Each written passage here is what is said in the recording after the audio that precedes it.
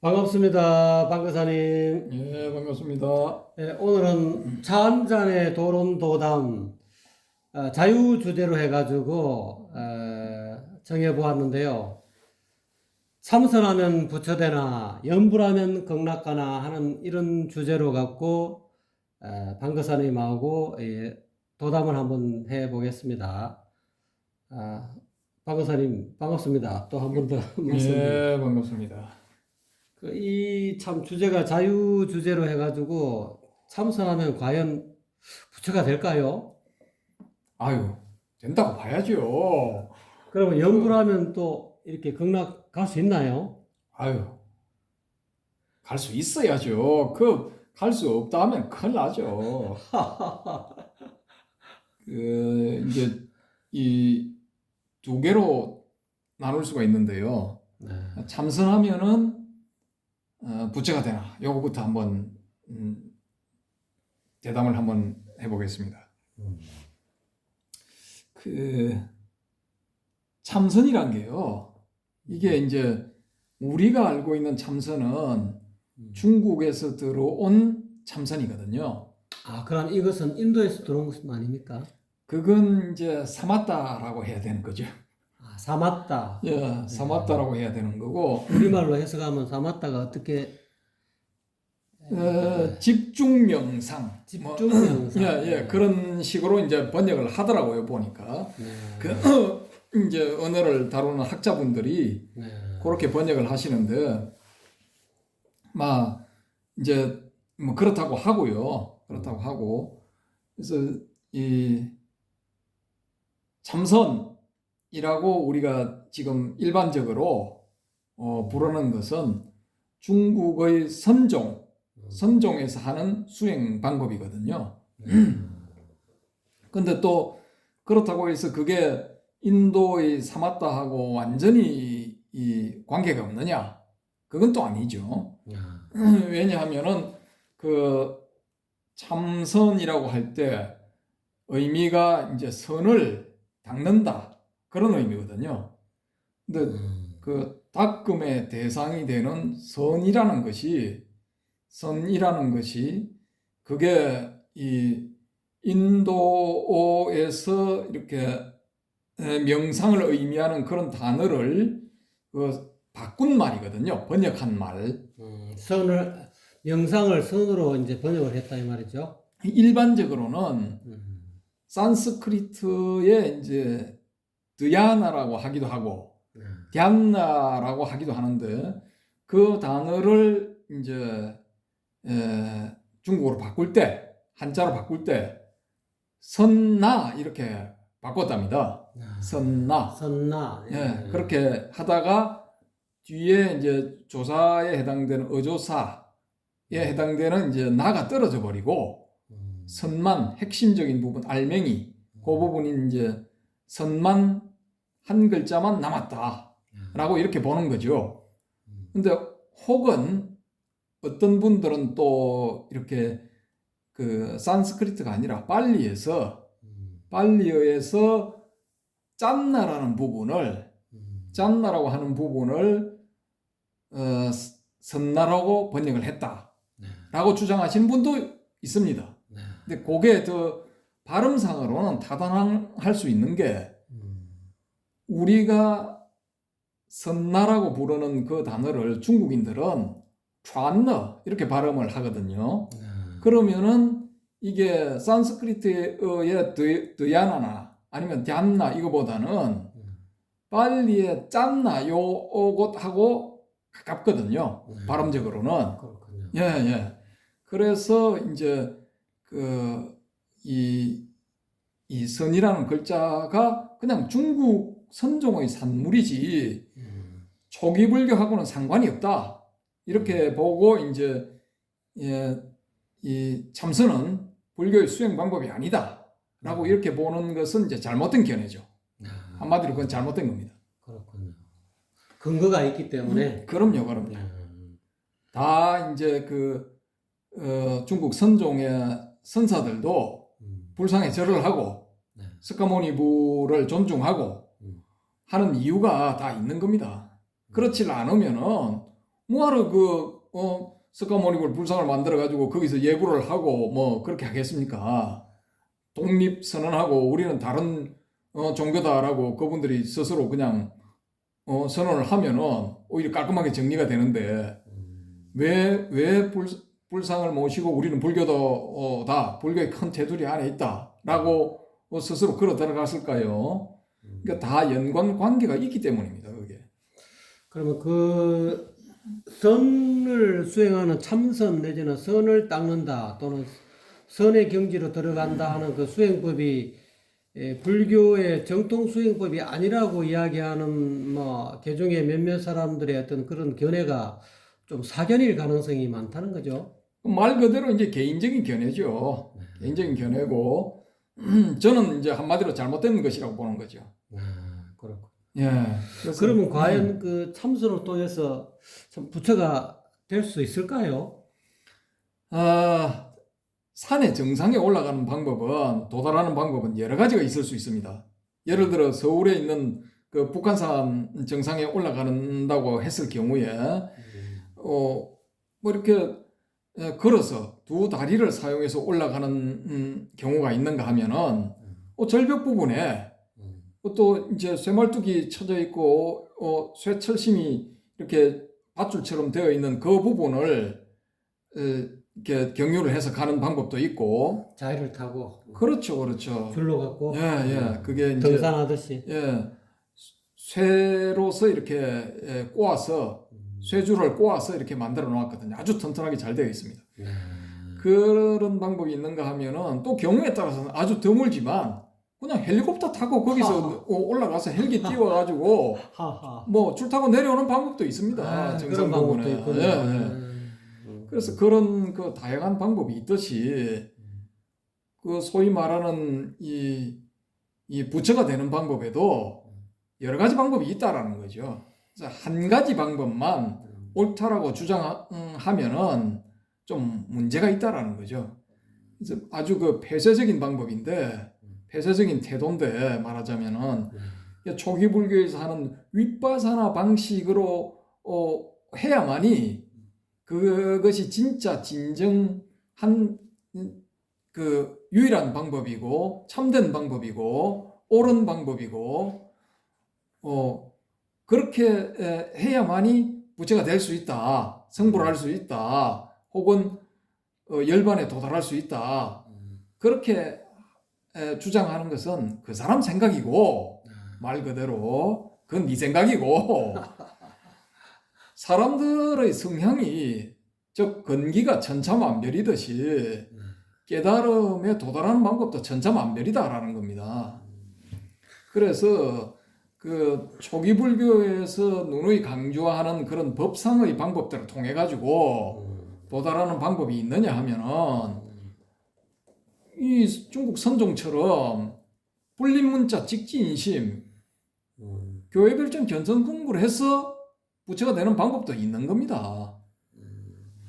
예를 들어 가지고 아주 뭐 극단적인 예에 해당될 수도 있겠지만은 근세에 한국 불교계에서 스님들이 소위 말하는 큰 스님들이 설법을 하실 때 뭐 옛날 그 전등록이라는 책에 나오는 그런 그 화두라든지 아니면은 그 조사 스님들의 언행 뭐 이런 것들을 이렇게 예를 들어서 설법을 하는 경우가 많았거든요. 뭐 어느 스님이 이제 적심시불, 마조 선사의 적심시불, 마음이 곧 부처니라 이 설법을 했는데 거기서 이제 문자가 조금 짧은 어느 이 거사님이 이 어떻게 들었냐 하면은 적심시불을 집신시불로 들은 겁니다. 자기가 신고 있는 집신이 부처라니 이게 뭔 개 풀 뜯어먹는 소리냐 이렇게 된 거죠. 맨 처음에는 그거를 줄여서 집세기불이라고도 하더라고요. 예. 그래서 야 이것이 내가 신고 있는 집신이 어떻게 부처가 되냐 이게 뭐 웃기네. 그래서 이분은 이제 그게 딱 머리에 딱 달라붙은 겁니다. 생각에. 화두처럼. 예. 말하자면 화두가 된 거죠. 자신의. 그래서 밥을 먹을 때도 집신시불, 뭐 화장실에 가서 앉아서 쪼그려 앉아 있을 때도 볼일 볼 때도 집신시골. 잠을 잘 때도 집신시골. 야, 이래도 집세기골, 저래도 집세기골이군요. 과시야, 돌았나? 집신이 왜 붙여야? 이게 완전히 그냥 딱 달라붙어 버린 겁니다. 그러다가 어느 순간 모든 판단이 중지된 상태, 마음의 요동이 중지된 상태, 마음이 사라져버린 어떤 상태, 그 상태가 딱 왔을 때 그냥 양반이 화련대오를 해버린 겁니다. 아, 그렇군. 이래서 집신시불이구나 라는 걸 알아차려버린 겁니다. 집신도 부처네 라는 것을 알아버린 거죠.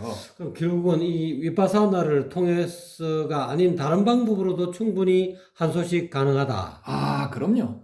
그래서 중국 선종에서 오조 홍인 스님이 금강경을 가지고 육조 해능 스님을 지도를 했지 않습니까? 네. 그 뒤에 이제 육조 해능 스님은 다양한 방법으로 지도를 했거든요. 그래서 거기서 이제 경전을 통한 지도도 있었지만은 일상생활에서 일어나는 여러 가지 이 경우에 따라 가지고 평범한 말과 행동으로서 지도를 했단 말입니다. 그래서 그때부터 열린 게 소위 말하는 조사선의 시대가 시작된 거죠. 그렇게 해서 이제 6조, 7조, 8조 이렇게 쭉쭉쭉 내려간 거죠. 그러면 그 전에는 열애선이라고 해야 됩니까? 열애청정선이란 게 있었죠. 소위 말하는. 그럼 그 이전에는 열애청정선이 있었는데 해능 이후로부터는 조사선이 나타났다 이 말입니까? 그렇죠. 그 이제 조사선이라는 명칭을 붙인 사람이 이제 손자제장가, 정손제장가에서 그 명칭이 붙었거든요. 그 소위 말하는 이제 위양종의 앙산혜적 스님이 그 말을 처음으로 썼답니다. 조사선이라는 말을. 그 스님의 사부가 이제 위산영우 스님이고, 위산영우 스님의 사부가 백장회해 스님이고, 백장회해 스님의 사부가 마조도일 스님이고, 마조도일 스님의 사부가 남원 청원 행사 스님인가? 아니다. 청원 행사가 아니고 그 위에 스님, 아이고 갑자기 생각이 안 나네요. 이따 합시다. 예, 그 스님의 사부가 바로 육조 해능 스님이거든요. 남학회양인가요? 그렇죠, 그렇죠. 육조 해능 남학회양, 그 다음에 마조도일, 그 밑에가 이제 백장회회, 그 밑에가 위산영우, 위산영우 밑이 앙산해적 이렇게 된 거죠. 그러니까 뭐 한 5, 6대 밑으로 내려가 가지고 그 조사선이라는 용어가 처음으로 등장했답니다. 그래서 조사선의 시대라고 하는데, 그렇게 그때 스님들은 이제 그 자기 사부나 아니면은 그 사부의 사부 혹은 그 윗대 뭐 쭉 이렇게 해가지고 주고받은 문당 혹은 그 신의 스님이 남겼다는 그 육조 단경, 하택신의 예. 육조 단경 이런 것들을 본다든지 아니면은 뭐 그러면은 육조 단경은 하택신의 작품입니까? 제가 조사해 본 바로는 그 완성품은 하택 신의 스님이 완성을 했다고 볼 수가 있는데 그 근거는 그 육조 해능 스님이 남겼다고 봐야죠. 남겼다고 봐야 되는데, 뭐 어떤 학자들은 육조 해능 스님이 가공의 인물이다. 이 실존했던 인물이 아니고 뭐 하택 신혜라든지 뭐 이런 스님들이 이 자파의 그 세력을 강성하게 만들기 위해 가지고 육조 해능이라는 인물을 창조해냈다. 이런 주장도 있습니다. 왜 그러냐 하면은 육조 해능 스님이 중국의 그 당나라 때의 공문서에 이름이 등장하지 않는다라는 그 이유로 가공의 인물로 보는 그런 견해가 있습니다. 근데 이제 저는 조금 이제 잘못된 견해라고 보는 거죠. 이 뭐 불가에 있는 스님들이 속세를 떠나 있는 상태인데, 아니 그 세속의 문서에 기록이 안 되어 있다 해가지고 존재하지 않았다라고 하는 거는 좀 어폐가 있다라는 거죠. 예를 들어 요즘 세상에도 주민등록에 안 올라 있다든지 아니면은 주민등록에 올라 있다고 하더라도 뭐 어떻게 하다 보니까 이렇게 사라졌다든지 이렇게 파악이 안 되는 케이스들이 있을 수가 있거든요. 맞습니다. 근데 그때 당시 지금부터 1300년 전쯤 그런 당나라 시대에는 산속에 그런 사람들이 수두룩했다고 봐야 되거든요. 전에도 말씀드렸다시피 그때 당시에는 육조 해능스님이라고 해봤자 지금 우리가 아는 육조 해능스님이 아니고 남방 오랑캐 땅에 있는 덧보잡이었을 거단 말입니다. 그러니까 그런 사람 뭐 있는지 없는지도 몰랐을 건데 중앙정부나 지방정부나 뭐 취급도 안 했을 건데 공문서에 이름이 올라갈 리가 없죠. 맞습니다. 어쨌든 숨어 살아야 했으니까 아무래도 그 해능 스님은 그렇죠. 그래서 이런 케이스들은 그 좀 이제 불교의 입장에서 봐야 되는 거지. 이 일반적인 입장에서 접근을 해서는 안 된다라는 겁니다. 결국은 이 집세기불로 인해서 그냥 한번 한 소식 하셔갖고 그 다음에 또 어떻게 됐습니까? 그 조실로 이제 모셔졌죠.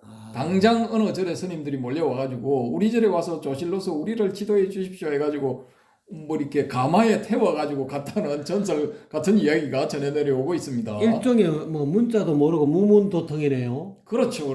육조 해능 스님처럼 일자무식이었죠. 그분. 근데 이제 그런 케이스가 나타난 거죠.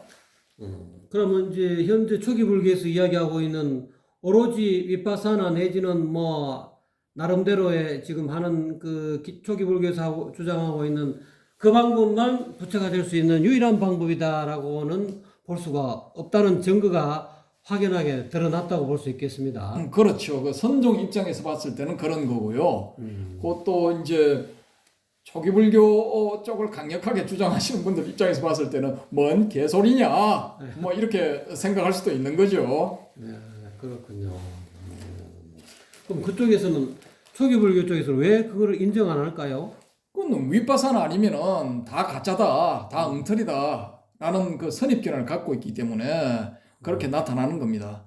나타나는 거고 그 선종의 입장에서 봤을 때는 이 초기 불교에서 누누이 이렇게 나와 있는 그런 개념들 그게 뭐 중도가 됐든 뭐 삼법인이 됐든 사성제가 됐든 팔정도가 됐든 그건 다 개념들이다라는 거죠. 그래서 깨달음에 도달하는 열반에 도달하는 혹은 이 해탈에 도달하는 그런 길을 막고 있는 방해물, 장애물 그런 식으로 작용을 한다라는 거죠. 그렇게 본 거죠. 선사들은.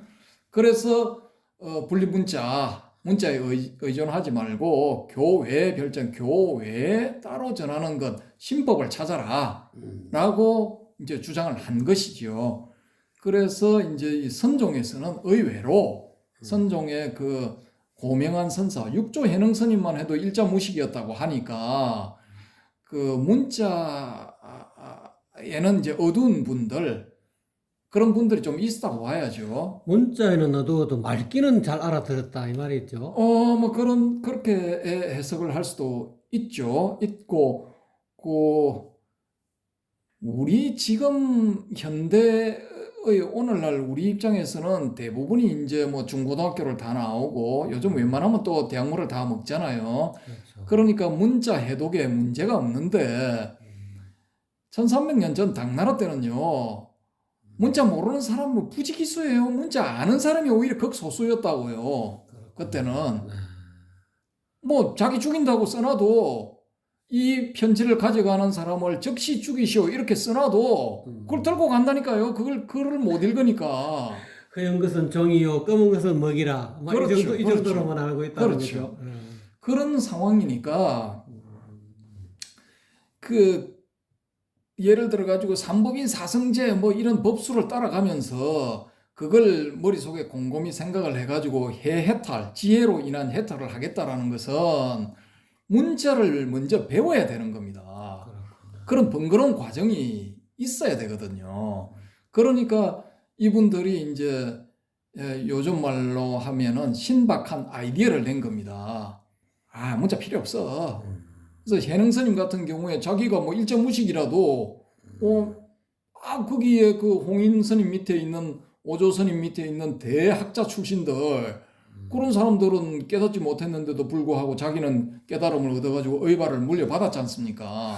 그럼 어떻게 보면은 이 참선, 이 직지인심 견성성불 또는 불립문자가 어떻게 보면 오히려 부처가 되는 핵심 어떤 코스라고도 또 볼 수도 있겠네요. 그렇죠, 그렇죠. 그건 이 중국의 선사들을 특히 육조 해능 계열의 선사들은 마음으로 바로 치고 들어간 겁니다. 마음으로 바로 치고 들어갔는데 이걸 이제 유식의 사상가들처럼 마음을 세세하게 나눠 가지고 그렇게 해서 어떤 그 아상가나 무착이나 세친의 경지에 도달하는 그런 쪽을 택한 게 아니고요. 그 문자로 인해서 우리가 생각을 해서 이렇게 말을 뭐 소위 말하는 개념에 속하는 건데 그런 뭐 이렇게 내가 머릿속으로 막 이렇게 말을 하고 결국은 말도 이렇게 전개가 되거든요. 결국은 개념 내지 논리. 그렇죠. 그렇죠. 그런 것들이 오히려 이 속박을 한다라는 거죠. 그렇죠, 그렇죠. 깨달음의 장애물이다. 그렇죠. 방해가 된다라는 거죠. 그렇게 파악을 한 거죠.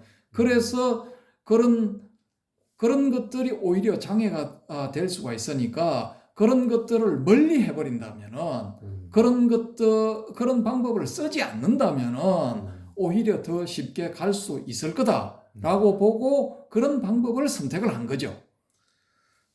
이로써 그러면 참선하면 부처되나 이 부분에 대해서는 어느 정도 해결이 된 것 같습니다. 또 그걸 한마디 더 약간 추가로 덧붙이자면은 네네. 부처님 당시에 주리반특이라는 제자가 있었어요. 그렇습니다. 예. 그 주리반특은 바보 멍청이야. 글자도 몰라. 네. 그리고 기억력이 짧아요. 네. 짧아가지고 금방 들은 것도 돌아서면 잊어버려. 그런데 그 주리반특의 형은 대천재야. 듣기만 하면 무조건 기억해요. 그때 당시에 그 부처님 당시의 어떤 학문을 달통한 사람이에요.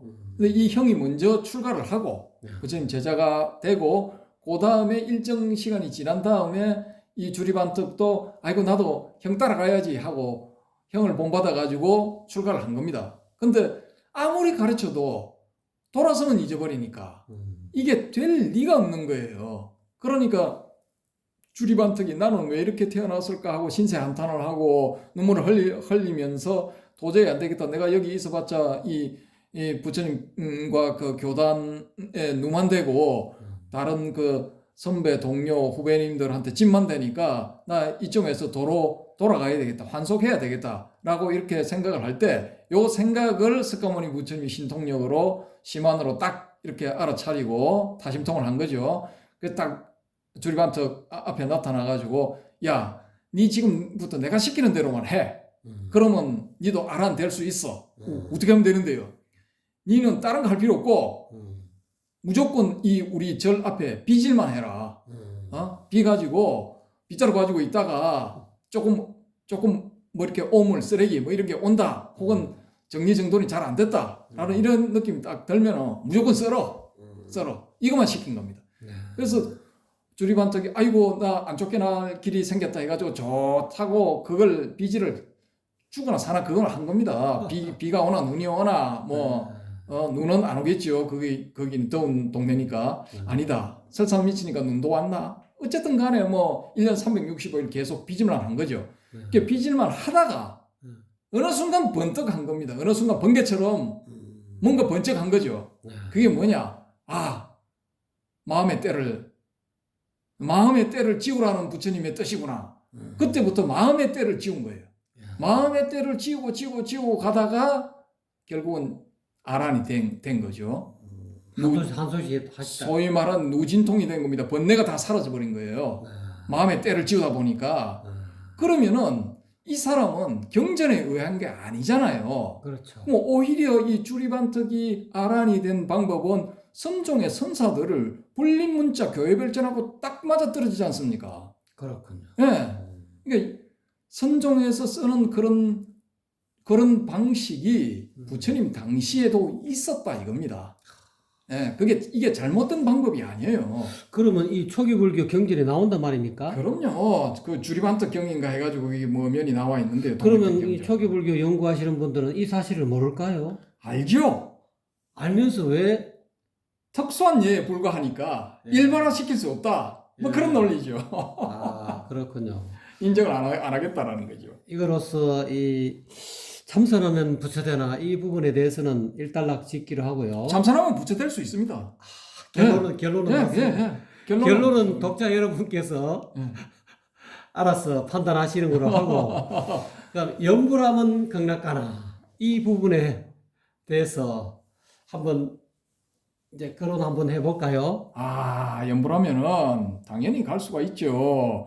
이게 여러분이 생각할 때는 우리가 사는 세상이 그냥 지구, 하늘, 뭐 땅속 뭐 요 정도로만 생각하시는 것 같아도 이게 우리 태양계가 얼마나 크냐 하면은 우리 태양에서부터 지구 사이의 거리가 1억 5천만 킬로미터거든요. 우리 지구의 둘레가 4만 킬로미터 정도밖에 안 됩니다. 그러면은 1억 5천만 킬로미터면 엄청나게 떨어져 있는 거잖아요.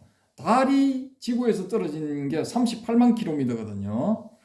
그러면은 이 태양 둘레를 도는 게 수성, 금성, 지구, 화성, 목성, 토성, 천왕성, 해왕성, 꼭 기타 등등도 좀 있죠. 이번에 이제 위성에서 빠진 명왕성까지 포함해가지고 뭐 좀 있단 말입니다. 근데 그 태양계, 우리 태양계의 변방에 나가면은 그 카이퍼 벨트라 해가지고 이런 또 이렇게 천체들의 이 벨트대가 있습니다. 벨트대가 있고 전체적으로는 또 구형으로 해서 오르트 구름이라고 부르는 그런 구형의 조그마한 천체들, 크고 작은 천체들에 의해서 이렇게 덮여 있다고요. 이렇게 공처럼. 근데 이러한 태양계가 우리 은하계에 지금 알려져 있는 게 몇 개가 될까요? 처음에 1000억 개에서 출발했거든요. 1000억 개에서 출발했는데 지금은 2000억 개 내지 3000억 개, 예? 이렇게 주장을 합니다. 자, 그거는 이제 일단 자체하고라도 염불한다고 해서 어떻게 부처가 됩니까? 어떻게 극락갑니까? 조금만 더 할게요. 근데 이런 은하들이, 이런 광대한 크기의 은하들이 이 우주에 몇 개가 있느냐, 몇 개가 있는지 모른대요. 그냥 대충 조 단위로 있지 않을까라는 게 이게 추정이고, 우리 은하에서 가장 가까운 안드로메다 은하, 소위 말하는 정신을 안드로메다에 보냈냐라고 할 때 그 안드로메다 은하에 태양이 중심에 있고 그 태양을 중심으로 해서 위성들이 이렇게 돌아가는 행성들이 있는 그런 구조의 천체가 1조 개가 넘어 있을 거다라고 합니다. 이건 제가 주장하는 게 아니고 유명한 천체 물리학자들이 주장하는 겁니다. 그 분야의 전문가들이. 그러면은 불교에서 말할 때, 즉 법화경을 예를 한번 들어보자고요. 법화경을 예를 들면은 중간에 어떤 이야기가 나오느냐 하면은 석가모니 부처님이 자신의 분신 부처님들을 불러 모아요. 이 우주에 있는 분신 부처들, 자신의 분신 부처들을 불러 모으는데 그 분신 부처들이 얼마나 올까요? 덮보잡입니다. 수억 내지 수십억, 수백억의 분신 부처들이 온다고요. 그러면은 그 부처들이 각각 그 어느 한 세계에 자기가 맡은 세계에 이 부처가 되어서 그 세계를 이게 통할하고 있을 거단 말입니다. 일종의 천백억 화신이라 그러니까. 그렇죠, 그렇죠.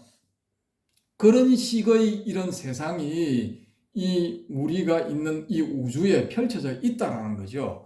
그러면은 법장이라는 비구가 나는 수행 끝에 부처가 되면은 내만의 독자적인 세계, 극락이라는 세계를 만들어 가지고 내 이름을 부르는 모든 중생들을 그 세계에 불러 모아 가지고 내가 먹는 것, 입는 것, 거주하는 것, 의식주를 무한히 제공하면서 즐겁게 해주면서 이 사람들을 이끌어서 부처가 되도록 하리라, 성불하도록 하리라 라는 서원을 세우고, 소위 말하는 48가지 서원을 세우고 결국은 성불을 한단 말입니다. 성불을 해가지고 이 광대무변한 우주 어느 곳에 불경에 의하면 서쪽으로 뭐 10억 8천만 국통가 지난 그 위치에 있을 거다 이겁니다. 그것도 가능하다라는 거죠.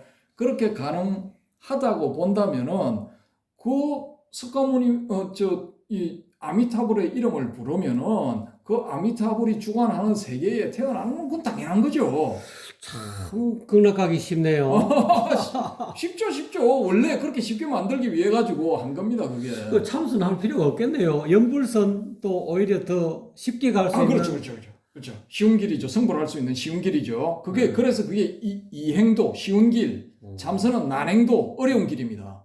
그럼 어려운 길을 갈 필요가 없겠네요. 일반 대중들은. 자기 스타일, 스타일에 따라. 성향에 나는 어려운 길이지만은 나는 참선할래. 네. 나는 참선이 내 적성에 맞아. 네. 그럼 참선하는 거고. 나는 그냥 참선은 좀 어려운 것 같으니까 네. 뭐 연불해가지고 아미타불을 지극정성으로 불러가지고 아미타불의 극락 세계에 환생한 다음에 그 세계에 간 다음에 거기서 이 아미타불의 지도를 받아가지고 나는 부처가 될래.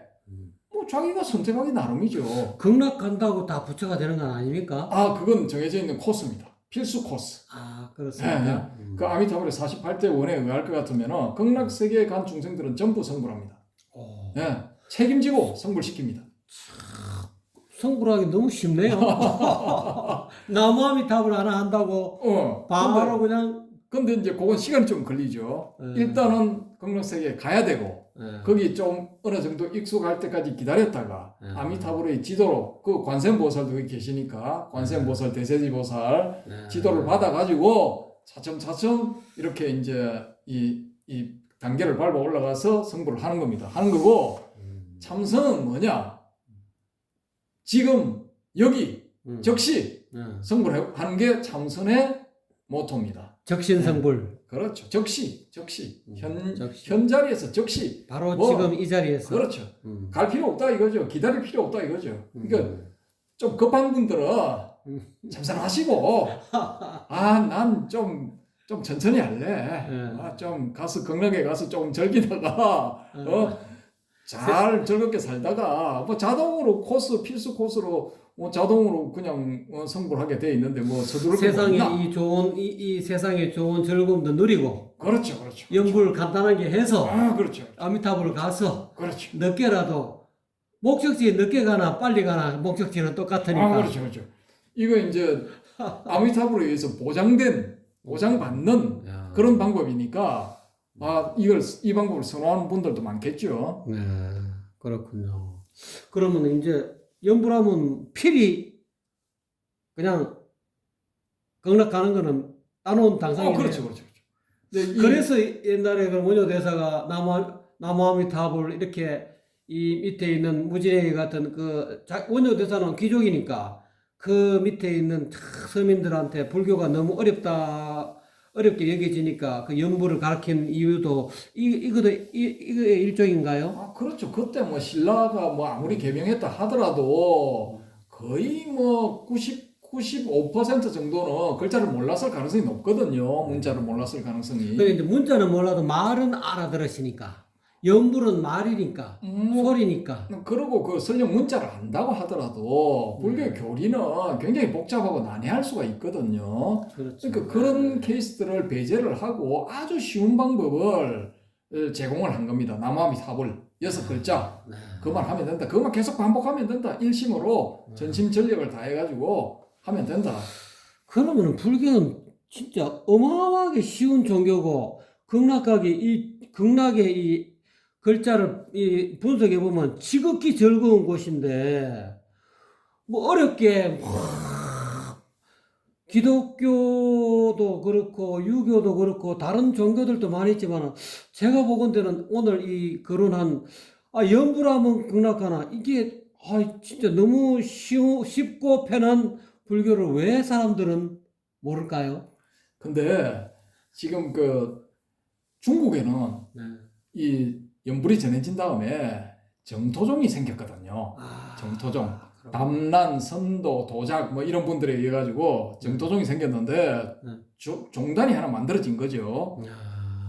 그렇군요. 근데 이 이 비슷한 한 2, 300년 뒤에 출발한 이 신라의 이 연불 관행은 이게 정토종이란 종파가 만들어지질 않았어요. 만들어지질 않고 그냥 모든 종단의 스님 신도들이 나무아미타불 관세음보살을 한 겁니다. 연불을 한 겁니다. 그 종파를 초월한. 예. 통불교적인 네. 그런 이 수행 방법이 된 거죠. 네. 그래서 지금도 그 한국 불교의 주류를 이루는 그 보살님들 이 기본 수행이 연불이지 않습니까? 그렇구나. 일단 연불이 기본이고 그 다음에 뭐 독경, 뭐 사경, 뭐 이런 쪽 혹은 이제 절수행 3,000배, 뭐 1만 배, 뭐 이런 쪽으로 나가는 거지. 그 처음 시작할 때는 전부 연불에서 시작합니다. 그 제1 공로자가 그러면 원효 스님이라고 해도 과언이. 이제 한국 불교는 그렇죠. 한국 불교는 원효 스님이 이제 일반화시킨 그런 케이스고 그 이전에 뭐 의상 스님이라든지 자장율사 뭐 이런 분들도 연불을 했다는 기록이 남아 있습니다. 그 왜냐하면 대한 스님은 뭐 대한만 하셨나요? 근데 그런 분들도 다 하셨다고 볼 수가 있고 거기에 대해서 다 알고 있었을 겁니다. 알고 있었을 네. 거고 왜냐하면은 정토 삼부경이라는 경전이 그 일부분적으로나마 번역이 됐거든요. 이미. 그렇군요. 그래서 이제 그 원효 스님 때 되면은 그런 분위기가 이미 다 무르익었고 스님들은 다 연불을 알고 있었고 일반 신자들도 좀 귀족들 뭐 이런 사람들은 다 알았다는 거죠. 왕실 불교, 귀족 불교 이런 쪽 다 연불을 알고 있었던 거고 일반 서민들 혹은 이제 소위 말하는 천민들 이런 사람들한테는 이제 그게 안 알려져 있었을 가능성이 높은데 뭐 아주 이 연불이라는 기가 막힌 방법이 있는데 자기들끼리만 몰래 했을 것 아닙니까? 근데 원효 스님이 그걸 이제 금기를 딱 깨고 대중화시켜. 그렇죠. 야이씨 만난 거는 같이 먹어야지. 자식들이 지들만 먹으려고 그래. 웃기는 놈들 아니야. 그러고 뭐 일반화 시켜버린 거죠. 자비의 화신이네. 그렇죠. 그렇군요. 그렇죠. 그러니까 원효 성사가 된 거고 다른 스님들은 그냥 큰 스님 대사 좋은 거는 귀족들만 차지하고 밑에 서민들은 너희들은 몰라도 돼. 이제 이런 식으로. 원래 사람들이 심리가 다 그런 겁니다. 그런 건데 이제 원효 스님 같은 경우에 아주 재밌는 이야기가 뭐냐 하면은 백고자 강좌를 하는데 사람들이 원효 스님을 두려워해가지고 원효 스님 빼고 나 원효 스님 나타나면 나 안 갈래 이렇게 돼버린 거예요 분위기가. 그러니까 왕실에서 백고자 할 때 원효 스님 빼고 나머지 다 모인 거예요. 근데 나중에 금강산매 경론 강의를 할 때 원효 스님을 모신 거예요. 나머지는 못하니까 다른 사람들은. 그러니까 원효 스님 그 설법장에 가가지고 설법하기 전에 한 바퀴 좌중을 싹 둘러보더니만은 과거에 석가래들만 모일 때는 나를 안 부르더니만은 대들보를 부를 때는 이제 부르는구나. 그러니까 앉은 좌중이 얼굴이 벌개져가지고 창피했다. 그런 이제 전설 같은 이야기가 또 전해져 내려오죠. 그렇군요. 그래서 이제 차원이 다른 겁니다. 말하자면은. 그래서 뭐 나머지 스님들이 다 석가래도 필요한 거 아닙니까? 집을 만들려면 석가래도 있어야 되고 대들보도 있어야 되는 거지. 뭐 한쪽만 있어가지고는 안 되는 거죠. 그렇죠. 그럼에도 불구하고 이제 원효 스님이 뛰어난 것만은 사실이고 또 이제 대한 스님이라든지 해숙 스님이라든지 뭐 이런 해공 스님 이런 분들 원효 스님의 사부 노릇을 일정 정도 한 분들 지도를 해준 분들 그런 분들도 다 뛰어난 분들이죠. 근데 이제 뭐 일반적으로 봤을 때 그 백고자에 이제 그 모이는 분들이 이제 진짜 실력 있는 분들만 모이는 게 아니고 다 명성에 따라 가지고 그렇게 모이니까 원효 스님이 이제 그렇게 이제 농담 아닌 농담을 뼈 있는 농담을 한번 한 거죠. 그러면 대한민국의 이 불교의 핵심은 연불이 밑바탕에 딱 깔려 있다 해도 과언이 아니네요. 그렇죠. 기본은 다 연불 안 하는 사람은 없죠. 그러면 이 세상 모든 우리나라 대한민국은 근본적으로 이미 불교 국가다. 그렇지는 않죠. 지금 뭐 기독교 국가라고 해도 과언이 아니죠. 지금은 그렇지만 과거에는 거의 전국이 전부 다 불교 국가. 삼국시대 고려신라 백제 고려시대까지 전부 다 불교 국가 아니었습니까? 조선이 유교 국가라고 해도 유교 국가라고 해도 이제 그 소위 말하는 양반들 그런 사람들이나 이제 자기들이 그 폐쇄적인 집단을 만들어 가지고 그렇게 이제 뭐 주자학 뭐 내지 유학 이런 걸 서로 이제 교류를 하면서 그런 걸 글을 짓고 뭐 또 과거도 보고 뭐 그렇게 해가지고 자기들 집단에서만 통용을 시킨 것이고 일반 민중들, 일반 서민들 혹은 천민들 이런 사람들은 거리가 멀죠. 유교하고는. 그리고 그런 사람들이 유교를 못 배우게 했다니까요. 그런 사람들이 유교를 배우려고 하면 죽여버렸다니까. 아, 네. 그랬군요. 그건 정보의 독점, 양반에 의해서 독점되어야 되지. 그 정보를 일반 서민들이나 천민들이 알면 안 돼요. 그러면은 일반 서민이나 천민 같은 사람은 뭐 자기 조상들이 믿었던 불교 쪽으로 갈 수밖에 없어요. 이 구조 자체가 자연스럽게 이 조선시대 인구의 대부분은 불교 신자가 돼버린 겁니다. 불자. 근데 조선시대 왕실에서는 알게 모르게 뭐 소격서 뭐 이래갖고 포함은 비슷하게 나와갖고 왕실에서는 불교를 실질적으로 왕실에서는 뭐 부처님 모셨다고 알고 있는데. 그게 이제 이율배반적이고 이중적인 정책인데 네네. 자기 신하들은 전부 유교 그쪽이니까 네네. 국가의 정책은 유교를 우대하고 네. 불교를 억누르는 숭유, 억불 할 수밖에 없죠. 근데 이제 자기도 이제 캥기는 거지. 내가 석가를 이런 식으로 개무시하다가 내 죽고 난 다음에 지옥 가면 어쩌냐. 저기는 지옥만 해도 뭐 어마어마하고 무시무시한데 발설지옥이나 뭐 도금지옥, 뭐 화염지옥, 무간지옥 뭐 이런 데 가면 어쩌냐. 겁나죠. 맞습니다. 겁나니까 이제 내불당, 왕실의 내불당 이런 거 짓고 또 이 왕비열전이나 또 뭐 조선의 역사를 기록한 한중록 뭐 이런 거. 뭐 그런 건 일부분 파편적인 케이스고 조선 왕조실록 이런 걸 쫙 보시면은 태조 이성계부터 맨 마지막까지 처갓집은 작살이 나요. 아, 그렇군요. 거의 뭐 빠짐없이 그냥 도륙을 당해요. 그냥 집안 자체가.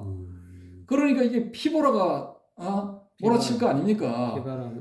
그 속에서 왕실의 왕자, 공주 중에 일찍 요절하는 케이스들이 많이 나옵니다. 그러면은 자연스럽게 사후 세계의 자기의 피부치들 혹은 자기가 죽고 난 다음에 뭔가 이렇게 안전장치를 해놓을 수밖에 없지 않습니까? 그렇죠. 그러니까 불교가 딱 맞아 떨어지는 거죠. 그러니까 불교를 그렇게 억누르면서도 왕실의 안녕을 빌어주는 그런 사찰을 정하고 또 자기 뭐 어떤 경우에는 또 자기 아버지가 뭐 이렇게 억울하게 돌아가셨는데 그 아버지의 명복을 빌어주는 사찰 뭐 용주사 같은 경우에 이 사도세자의 이 영혼의 명복을 빌어주는 극락왕생을 기원하는 사찰 뭐 이런 식으로 이제 정해가지고 지정을 해가지고 뭐 억압하는 와중에서 이 특수한 케이스로 또 보호 육성한 케이스도 있고 뭐 이렇게 돼버린 거죠. 어떻게 보면 뭐 정계를 이끌어가는 그 일부 사대부들이나 그 유교를 뭐 숭유 뭐 억불 정책이라 해가지고 했지만은 실질적으로 전 왕으로부터 천자로부터 그 밑에 있는 서민들까지 어떻게 보면 사대부들도 알게 모르게 아마 불교를 숭상했을걸요.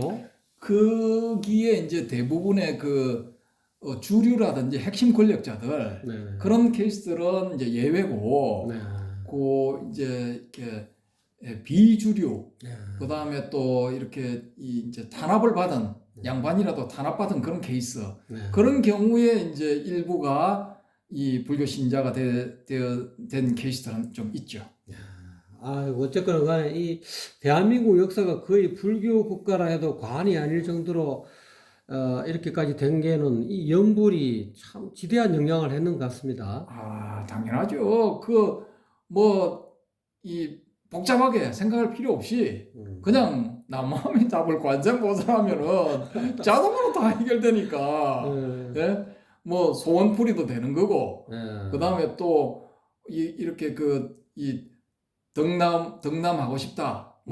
자식을 얻고 싶다. 이런 경우도 남아미 타불 관세음보살. 그러면 뭐 굳이 종교 색깔을 안 띠도 현재 우리가 현대인들도 내가 뭐 기독교인이든지 유교인이든지 뭐 무교인이 아무 종교가 없더라도 그냥 나무아미타불 관세음보살만 하면 이게 극락 간다는 거죠? 기독교인이 극락 갈 일은 없죠. 그렇습니다. 왜냐하면은 이 초기 불교의 네. 이 경전에 심여공화사라는 말이 있거든요. 심여공화사. 마음은 화가와 같다. 그런 의미죠. 마음이 모든 걸 만들어낸다라는 겁니다. 그 법정 비구의 마음이 아주 지극한 마음이 극락이라는 세계를 만들어냈듯이 이 우주가 전개된 것도 우리의 마음이라는 것이 통해가지고 전개가 됐다고 볼 수가 있거든요. 일종의 일체육심조다. 예. 그래서 기독교인들은 자기들이 이 죽으면은 소위 말하는 하느님의 나라, 천국, 거기에 가고 싶다는 거죠. 그러면은 이 우주 어딘가에 천국이 만들어져 있을 거란 말입니다. 그래서 그 사람들의 어떤 그 염원에 의해 가지고 그 사람들은 이제 나무아미타불 관세음보살을 아무리 열심히 해도 이제 천국으로 자동방으로 직행하는 거고 불교 신자들은 이제 나무아미타불 관세음보살 하면은 이제 극락으로 가는 거죠. 구조가 이제 그런 식으로 되는 거죠. 어쨌든 심생종종법생이요 심멸종종법이래 어려운 말로 했는데 쉽게 말하면 마음이 일어나면 가지가지의 법계도 일어나고 마음이 멸하면 가지가지의 법계도 멸한다 존재도 멸한다 했듯이 이게 이제 줄이면 일체유심조인데 모든 것이 마음먹기에 따라서 극락 갈 수도 있고 천국 갈 수도 있고 자기가 원하는 이 마음의 심원에 따라서 가는 세계가 다르다 이 말이죠. 그렇죠. 그래서 유교 신자 같은 경우에는 나는 그냥 뭐 극락, 천국 이런 거 없이 그냥 원래 리의 상태로 돌아갈래. 뭐 이황의 리기론 뭐 이런 거 있지 않습니까? 뭐 리발 기성설, 뭐 기발 리성설 뭐 이런 그런 원리에 의해 가지고 그런 쪽을 좋아하는 사람들은 기의 상태로 돌아가든지 뭐 이천 이에 있는 한 리의 상태로 가든지 이천 안 그러면 기천 뭐 뭐 이런 식으로 태극의 상태로 들어가든지 무극의 상태로 가든지 뭐 그런 식으로 이제 가는 거죠. 가는 거고 이 불교 쪽도 나는 참선해가지고 그냥 부처되는 그게 좋지. 나는 그냥 이 뭐 나무아미타불 관세음보살 안 할래. 뭐 이런 케이스도 있거든요. 원래 이 기록을 보면은 참선하는 스님들도 중국 적 기록에 보면은 연불한 케이스들이 아주 많이 있습니다. 많이 있고 이 조선 같은 경우도 이 서산 스님 같은 경우에도 연불을 많이 권했거든요. 연불 권하고 보조국사 진울 스님도 연불을 권했고 연불 권한 케이스들이 한국 선사들도 많이 있습니다. 과거에. 그렇군요. 이게 이제 마음만 갖고 극락하는 게 아니고 신구의 삼업이라 해갖고 몸으로 하는 업하고 입으로 하는 업하고 마음으로 하는 업 이 세 가지를 그러면 조사 스님네들이라든지 선사분들이 이거를 적극적으로 활용했다라고 볼 수 있겠네요. 그렇죠. 입으로도 무조건 논의 연불한다고. 방편. 일종의 그 선사들 입장에서는 방편이죠. 그런 걸 권하는 선사들은 중생의 근기가 다 다르니까 뭐 일률적으로 그냥 전부 다 참선해 이렇게 할 수는 없는 거지 않습니까? 사람에 따라서 어떤 사람은 인인설교한다고 어떤 사람은 연불을 권하고 그렇죠. 어떤 사람은 참선을 권하고 그렇죠. 어떤 사람은 경전을 봐라 그러고 어떤 사람은 독경을 하라 그러고 어떤 사람은 넌 다 필요 없이 절만해 하는 케이스도 있고 굉장히 방편이 활발했네요. 불교는 장점이 그런 거죠. 강제하지 않는다는 것. 네가 좋은 것을 택해라 라는 거죠. 그래도 이제 결론은 목적지는 같다. 목적지는 똑같죠. 그게 해탈이 되든 열반이 되든 성불이 되든 목적지는 똑같은 겁니다. 단지 표현하는 단어가 다를 뿐이지 똑같은 겁니다. 그럼 오늘의 주제 연불하면 극락가나 이게 가죠. 연불하면 극락가죠. 결론은 이제 독자 여러분들이 판단하시기 바랍니다. 이 토론하는 이렇게 담론하는 이유가 여러분들이 스스로 의문점이 있을 수 있고 그래서 이런 특별한 별도의 주제를 정했습니다만은 오늘 여러분들에게 이 담론하는 것이 여러분들에게 좀 많은 도움이 됐는가 모르겠습니다. 방교사님 이 마지막 이 부분에 대해서 또 추가로 말씀드릴 거 있으시면. 참선이든 염불이든 대전제가 뭐냐면은 신심, 믿는 마음, 그게 전제가 돼야 되는 거지. 참선하면은 성불을 할 수 있다라는 마음이, 믿음이 전제가 돼야 되는 것이고, 염불하면 극락간다라는, 갈 수 있다라는 이 믿음이 전제가 돼야 되는 거지. 이런 믿음이 없이 참선하고 염불을 해봤자는 그거는 공참선, 공염불이 되는 겁니다. 그렇군요. 예, 믿으세요. 믿으면은 부처될 수 있고 예. 극락 갈 수 있습니다. 오늘 방교사님 너무 감사합니다. 좋은 토론도담이 되게 해주셔서 감사합니다. 네, 감사합니다.